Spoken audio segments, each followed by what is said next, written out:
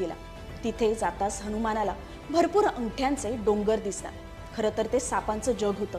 तिथे हनुमानांची भेट वासुकी म्हणजे सापाच्या राजाशी होते।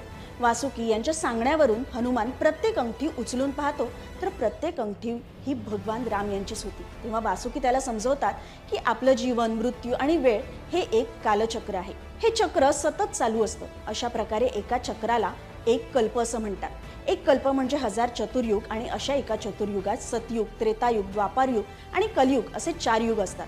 त्यातल्या प्रत्येक त्रेतायुगात अयोध्येत भगवान राम जन्म घेतात आणि एक दिवस असाच एक वानर अंगठी शोधण्यासाठी इथे येतो। असं हे चक्र अशा अनेक समांतर युगांमध्ये चालू आहे। समांतर युगामध्ये म्हणजेच पॅरलल युनिव्हर्समध्ये। आता पॅरलल युनिव्हर्स अस्तित्वात आहे की नाही हे प्रूव्ह झालं नसलं तरी अशा अनेक थेरीज मोठे मोठे सायंटिस्ट मांडत असतात। पण आपल्या भगवद्गीतेमध्ये कित्येक वर्षांपूर्वीच याविषयी लिहिलंय। भगवद्गीतेमध्ये अजून एक श्लोक आहे